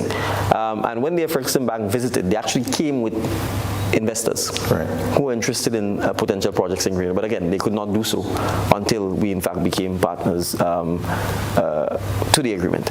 And so we expect that it gives us the opportunity, both from a government perspective as well as from an institutional perspective, or GDB, for example, and from a private institutional perspective, that we can get the opportunities both for financing, both for trading partners, because they obviously would have clients who would be looking for business as well, and then also for cultural exchanges. Right. In fact, the bank is celebrating its 30th anniversary this month, and I was invited to attend the celebrations in Accra, in Ghana, but regrettably, it's around the same time as certain celebrations that are also needed in Grenada. So I'm unable to attend. But I really do expect, because it's not just Grenada, I think the OECS and CARICOM as a whole have embraced the bank. And I think we really are looking forward to using it as a sort of launching pad for deepening closer economic ties with Africa. All right. I do believe we have another caller online. Good evening, caller, and welcome. Good evening. Yes, go ahead. Good evening. Greetings to our beloved PM. I want to speak to the creative arts. Since 2015, Grenada has had an investment where we sent some teachers to Jamaica to study the creative arts. And there were 2 persons who were specialized in teaching drama and theater arts to come back to train teachers and to implement the creative arts and theater arts and drama in school. That program died and the teachers are stationed in school still. We have them with bachelor's degree, and now we have one with a doctorate, and they are still in secondary school. We are capable and competent enough to enhance TAMCC to take it up to masters and to compete with Jamaica, Barbados, and these other countries. What can be done with these teachers who are just stationed in school where just 200 students are benefiting? Thank you. Thank you. Well, no, I think he's suggesting what can be done. And I'm happy first of all to know that exists. Again, when we talk about curriculum, we talked a lot about skills. Right. But I don't want us to forget the importance of the arts. Right. I think Marcus Garvey says that the arts is probably the highest form of expression of a country's civilization. And so to that extent, I think it's also crucial for us to appreciate that the arts play a crucial role in terms of who we are as a people, but also, as he said, the creative economy, the creative arts, in terms of also giving persons an opportunity to earn a living. Mm-hmm. And again, to drive and push excellence in the arts. But you can't do so if you don't have teachers who have the training and who have the expertise to be able to do it. So I certainly think that from the Ministry of Education perspective, a recognition that we need to find the talent and the persons who've been trained and have the expertise and find how best to deploy them in consultation with them and in consultation with parents, teachers is something that we can look at. Yes, the holistic approach is Ministry of Education, and certainly with the Unleash, the Creative Economy conference that took place recently, is important to bring everyone together. For development. I believe we have another caller online. Good evening, caller, and welcome. Hello, good afternoon. Yes, welcome. Good afternoon to you, Mr. PM. Good night to you. Advance 1 year annual achievement. Indeed, you all really do it for us in this country. You all promise that you deliver, and we're happy. Mr. PM, I want to thank you and your government so much for settling that matter with the medication. I think after this backlash with this amount of millions that Grenada was owing, Lord, you all are able to clear up that, and we're so happy for that, so we could able to go in the health center now and get the medication. And I also want to thank you all so much for the change in the education system. A pity I get old now, I can't make children anymore. I would have been happy to see my boy or my girl going to school and the government taking care of the education system. When you want to have a good engine, you have to work on the head. And I'm happy for you all the achievement in education. Thank you. Thank you very much, caller. Well, kudos from that caller. Well, no, thank you. I mean, I think I can't overemphasize the importance of ensuring that the education system works. And I'm not sure if you're aware, but one of the policy decisions that we intend to implement as well is that you must remain in school until 18. Yeah. Right? I think we've done significant disservice to a young population by having them out of school at 16. What happens between 16 and 18 if you can't get to TAMCC? And with so limited opportunities for skills training or continued education between 16 and 18, what future are you confining them to? At 16, they're not adults. Right. They can't vote, they can't drive, they can't marry, right? They have no source of income. So why are we not continuing to educate them to put them in a position that at least when they finish with education, then they're young adults and they're in a position to be deployed in the economy. So I'm happy that we were able to initiate these changes. Excellent. I believe we have one more caller online. Good evening, caller. Welcome. Yeah, good evening. Good evening. Yes. I want to congratulate the government on what they have done for the first year in office. But you have an issue what pending a long time now, since under the previous government. Some children went to college, the TAMCC, and up to now, they're suffering for a license. They did everything in the college, they graduate and everything, and to get a license, they're suffering to get it. In all ways, you have a lady who's in control, and she pressuring them in all ways. Then you have a lot of things could be said and done. I have evidence of a lot of things.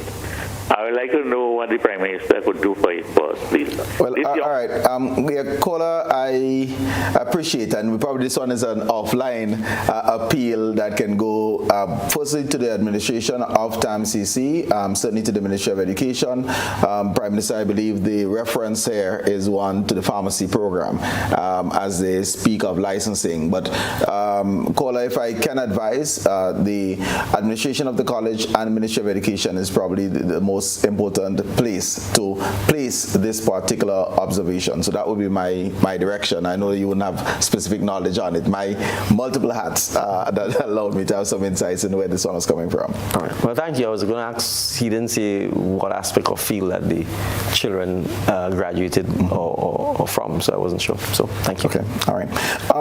As we think, we talk about the African Exim Bank earlier. I do also recognize the fact that you're now Minister of Infrastructure. Yes. We have government buildings in sometimes a state of disrepair. But in the closing minutes, I want to just focus on the upgrade of the Morris Bishop International Airport. Yes. The work done, the projection to completion, and I must add that when we have partnered with the government of China, we have seen grants, whether it's the river mitigation program, we have seen through the stadia, cricket and football. When it comes to an airport, though, it's a loan. Yes. The question, as this work is done, do we envision being able to service the loan? And of course, they've been concerned in some quarters that if we're unable to do it, we may lose control of our only international airport. Your response? Yes, we'll be able to service the loan. I mean, ultimately, the loan is Grenada loan. And although the airport is a statutory body, obviously, ultimately, it's a state-owned and controlled entity. And yes, you always want to get grant funding rather than loan funding, because grant obviously means you don't have to repay it. And if you do get loan funding, you want to get it at very concessional rates. We were not in office. We did not negotiate the terms and conditions of the loan, and at this point, it's water under the bridge.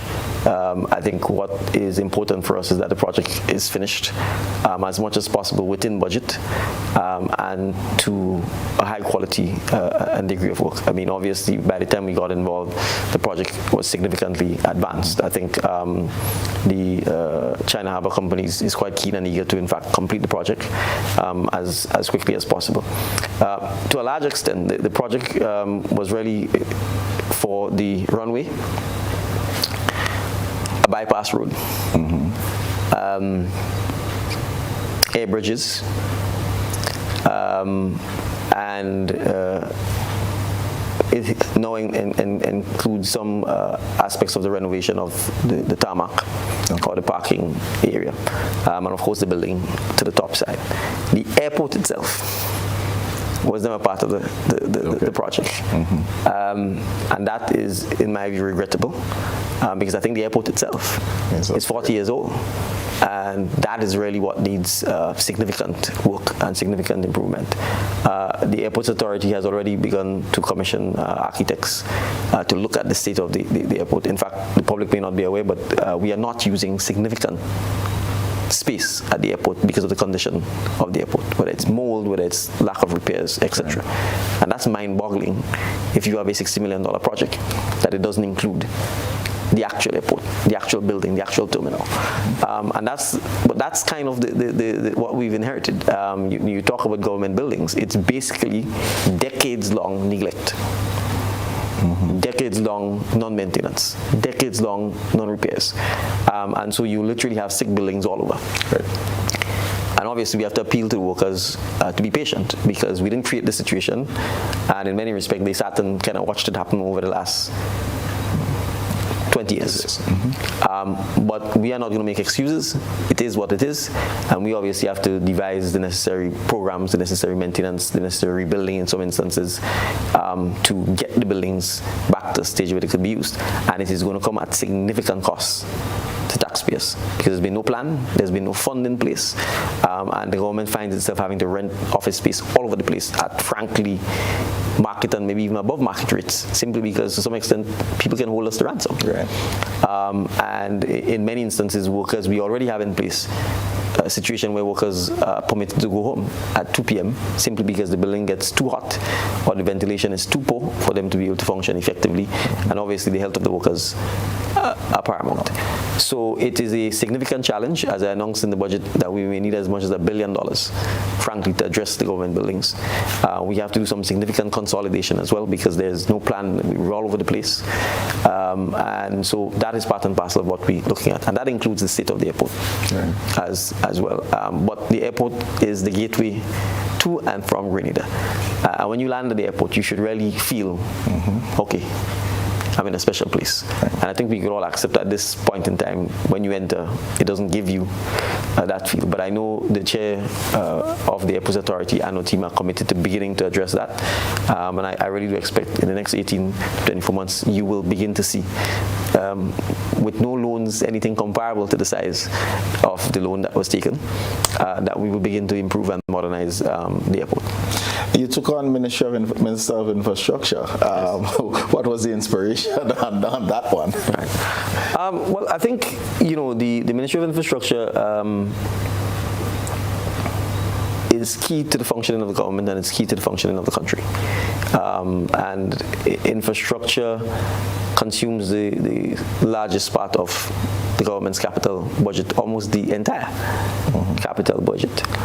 And if we pay attention to the history of the Ministry of Infrastructure, or Communication of Works, or whatever name it's been known by, that portfolio, save for a brief interlude by Minister Cox, former Minister Cox, has almost single-handedly been held by one man. And the ministry, frankly, has been gutted. Everything has been outsourced. So the ministry itself lacks significant capacity to deliver on its mandate. All right, from road maintenance to drainage maintenance to drainage construction to servicing of the government buildings. That's why we're in the state wing, to maintaining our schools, our health centers, the police stations. Right, it is a mammoth undertaking, and the ministry has to be reorganized. The staff has to be motivated. We have to find square pegs for square holes. So over the next 6 months, we are going to have to reimagine the Ministry of Infrastructure, Communication and Works. We are going to have to reorganize it. We have a new acting PS who has, I think, already begun to take on the significant task and the challenges ahead. So from an organizational structure, from a financing, from a management, accountability, and control, the Grenadian public must get value for money. The entire procurement system employed by the Ministry of Infrastructure has to be relooked. It has to be opened up to competent Grenadians who are willing to work hard and who are willing to deliver on time, on budget, and deliver good quality work. I can't say with confidence that is happening. So those are some of the issues that we have to undertake. I've said to the staff, gone around meeting them in groups, that we have to become the best ministry. Because if we become the best ministry, the government becomes a significantly better government and people will be proud of it. And we could start with basic things like the state of the roads. How we maintain them and the plans. You can't maintain your roads if you have no equipment yourself. None. I don't know if Grenadians understand that. The Ministry of Infrastructure doesn't own any road maintenance equipment. So from the rollers you see, it's renting it for half an hour use. It has to rent it, it has to rent the operator. They're renting bobcats, and they have to rent the operator to do the coal mix in Boucherjou. How are you going to respond? Other than how we've been responding. Right? Where is the training for the staff in the road maintenance? Where is the safety equipment for the staff in the road maintenance? Where is the safety boots, the hats? None of that currently exists. So it means, as I said, that the ministry itself needs leadership. It needs significant improved management. The staff needs to be motivated. They need to be properly remunerated. And it is one of those ministries where we will have to accept that the standard remuneration may not work. Because you are asking staff to manage millions of dollars worth of contracts and you're paying them small fixed salaries. What do you think is going to happen? Right? So those are some of the challenges we face. Those are some of the challenges we intend to fix. We are going to ask the public to bear with us while we do so over the next 6 months. Obviously, we'll continue to do as much as we can so that when we get into 2024, we have a clear plan of where we're going. We can announce to the public what are the projects we will manage, what are the projects we will outsource, what equipment the ministry itself is going to procure so that we can do some of the maintenance and so on. But we also have to deploy technology. Grenada is a small place. We should be able to plan which roads need maintenance, which bridges need maintenance, which bridges need repairs, and indicate when we will do so, and be able to come in on budget. We're the biggest client. Right, we should have clear indications of what it costs per square foot of concrete road, per square foot of asphalt road, etc. You can't get any of that currently, right? We are oftentimes undertaking work with no sense of what the future is going to be. No attempts at solving problems which you see for 10 years. Bumpy corner. Right. I mean, as a citizen, it always blew my mind that this corner is like that. 10 years, no attempt to fix it. Or no meaningful attempt to fix it. And we know that there are persons within the ministry who have what it takes to fix it. Okay. Would we move to a point where repairs on roads, for example, the Grenada's main road, will not take place at 2:30 or 3 o'clock and end them on Friday? Would we see night projects? In other words, if you have to bid on this particular work, you must have lights. And then we fix it at night with minimal disruption to the public. We will get there. It will take a little while, but we will get there. So I think the Grenadian public knows we can do better.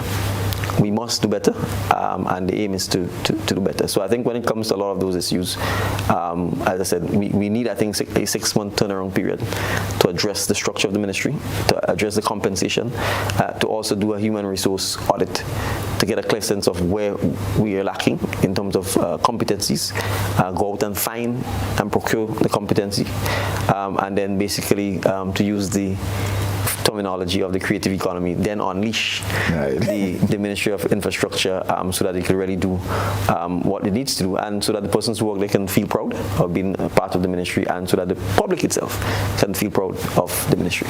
Well, infrastructure is the delivery of projects, and before I ask you for closing comments and to project, there have been conversations that all of the projects that has been done were brainchild or brainchildren of the previous administration. It's just that you happen to be benefiting from things that were already in train. How would you respond to this, one? And two, what are some of the projects that would have been conceptualized under your administration and is at full speed at this stage? Well, I would start by saying if they were done, we wouldn't have to do them, right? So the reality is government is a continuum.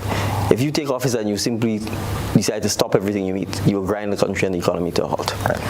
Any sensible person person knows that. And I didn't think I campaigned on saying I will reverse anything anybody did. I think what we talked about was transformation and improving, right? And in some instances, if there is nothing, then you obviously have to conceptualize. If there is something, then you have to see how you can improve upon it. And crucially, and I think that's one of the key things we talked about, actually doing actual implementation. So I'm happy to improve upon and to bring to fruition any project conceptualized by anybody. Whether it's a former administration or even a private grid who comes and says, this is something, why don't you use it to help benefit us? I think I will want to just speak to, in interest of time, I think 2 areas that are critical, I think, for Grenada's economic transformation. Energy transformation and diversification. So from where we sit, Grenlec, the government, and the private sector must transition to a place where energy production is diversified. And feel free to dovetail into Carriacou. Right, and we'll talk about that, where energy production is diversified and demonopolized. As you know, Grenlec de facto has a monopoly on energy generation, and it essentially happens by the burning of light fuel or diesel. We need to move more and more away from that. And so Grenlec has already been doing some significant work at potentially 4 sites, 2 at the airport, 1 at Pearls, and 1 at Seamoon. The information suggests that we may be able to produce as much as 21 to 24 megawatts of solar energy from those sites. And to put that in context, that is more than half of Grenada's current peak. Okay. Right. And we're one of the few airport sites that do not harvest solar energy. It's actually embarrassing as you fly through the region. Right. So that's just one. Of course, that will require significant investment. But we are committed because it means cleaner energy. It means energy security. And ultimately, energy security is important because once you're importing diesel, it is coming from someplace, and we spend millions to get it here. And if you can't get it, you don't have energy, right? And then you're burning a dirty fuel. So we think that's just solar. As you're aware, we continue the geothermal project. We are also looking at other options. Wind energy is one of those that we're looking at. We have given the directive to Grenlec to pull out the top hill plans that existed 10-15 years ago for Carriacou, where the former administration allowed the grant funding that was available from the European Union not to be utilized for petty political reasons. When Grenlec had identified that site, leased land to in fact install wind turbines to produce renewable energy using wind. And in fact, I think the technical people at Grenlec indicated that in fact those turbines were designed to be turbines that you could take down in the event of tropical weather, a storm. So we've indicated that we need to go back to this because we want to, coming out of the tragedy of the fire in Carriacou, make Carriacou and Petit Martinique a model to in fact attain 100% renewable energy. As you're aware, there's a current solar project that is ongoing.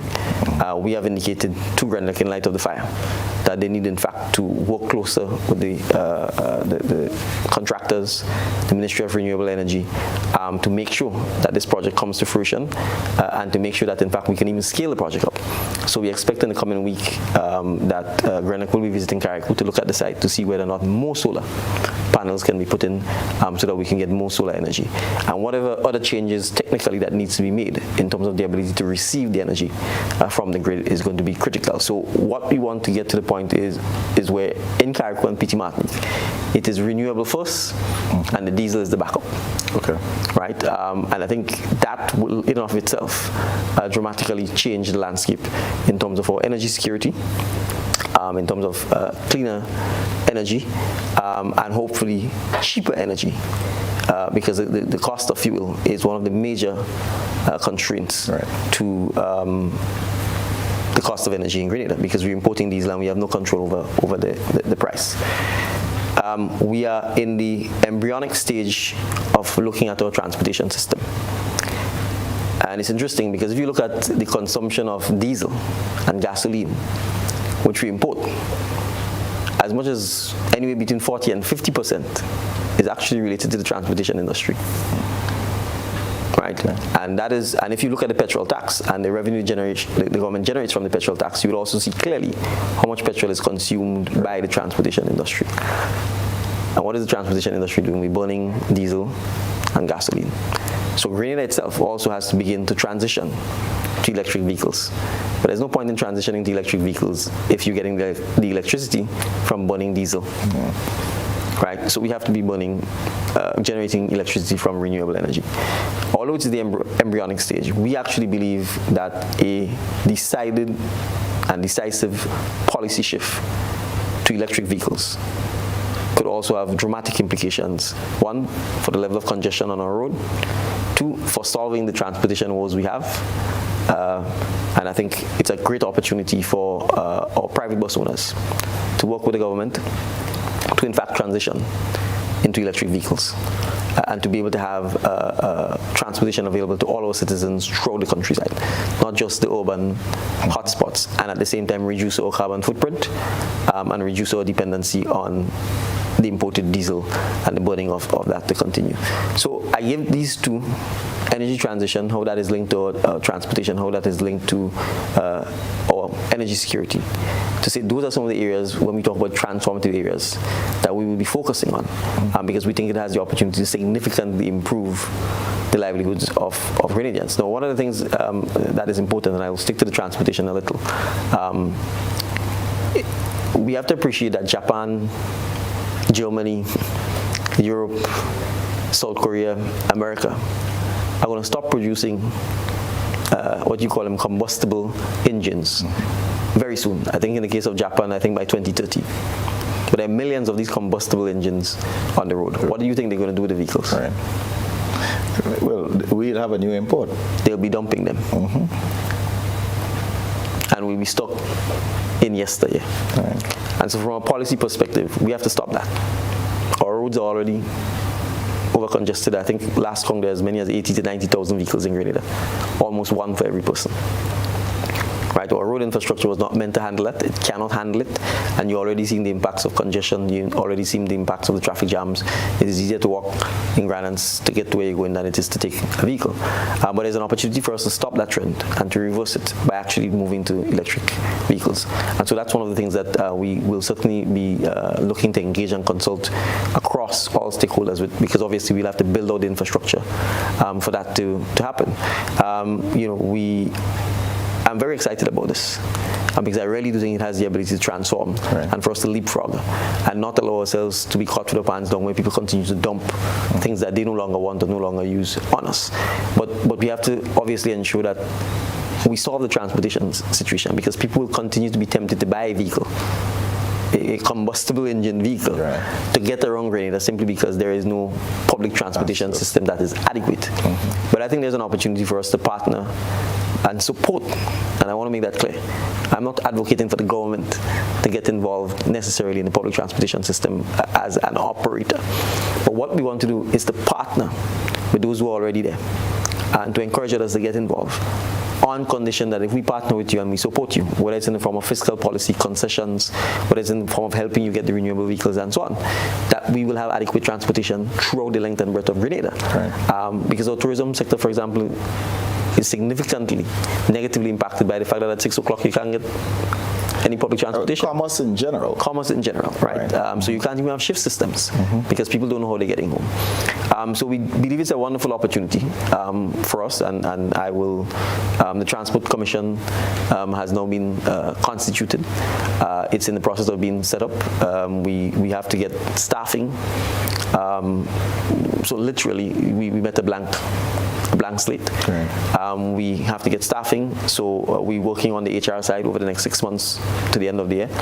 And we really do believe that going forward into 2024, once we begin to engage with the bus owners in particular, that they would be excited about the opportunities that are available for them to continue providing service to the public, but but also to expand that service and to do it in a manner that's predictable, but also that is, as a professor of mine used to say, bleeding edge in terms of the use of technology and electric vehicles in Grenada. Okay. Prime Minister, it has not been 90 minutes. We're actually approaching 2 hours. So I thank you very much. I can't afford your rate, so I can't say I'll pay you for overtime for the additional half hour. But I'm not a lawyer, so you don't have to worry. But as you close, if you're to look into camera and just give a message to the Grenadian population as you come to the end of year one and certainly look forward to continued leadership, what would those words be? Well, first I want to thank the population, both within and outside of Grenada, for the tremendous support and encouragement and prayers that I think we have benefited from as a new administration and as persons new in public service. I think in the tough times it has stood us well. It's been an enjoyable first year. It's been a lot of work, but it's also been very rewarding. I think the message of hope continues to resonate. I feel excited because I think there's a genuine opportunity for us as a country to continue to move forward and to continue to improve the things that need improving, repair the things that need repairing, and in some cases building afresh. And particularly for our young persons, Grenada is truly a remarkable place and a piece of paradise on earth. And I think as you grow older and you get the opportunity to travel, you will recognize that. But we have to take care of Grenada. And I want to spend a little time about our environment. One of the things that really pains me to the point of bringing tears is the amount of garbage that we throw indiscriminately all over Grenada, and in particular the areas that we love and the areas that actually make Grenada a paradise. Our coast, our rivers, our public places. I mean, honestly, it is shameful. And it is one of the things that we intend to address going forward. We have to take care of the island. We have to stop the littering, and there has to be consequences for people who don't want to. We did a coastal hike, and all of the picnic spots where people are coming and picnicking, they are leaving their garbage there. Endless plastic bottles. So we really have to care for the island that we love. We are patriotic. We are about to enter into our 50th year as an independent country. And I think if there's one thing I want coming out of that 50th legacy is the need to take care of Grenada and to bring it back to the clean place that it once was. I knew Trinidadians, whenever they visited Grenada, would say to me, God, Grenada clean. I'm not so sure they can say that anymore, because when you drive around from Point Celine, come right up, there is garbage strewn on the sides of a road, and you can see it in the dry season in particular. So I want us to take care of our country.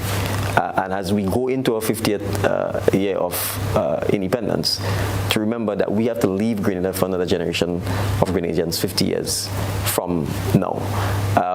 We are in the process of putting together and fully constituting the 50th anniversary celebration committee and the subcommittees under that. We certainly, as you are aware, I've already had some consultations with my constituents in St. David.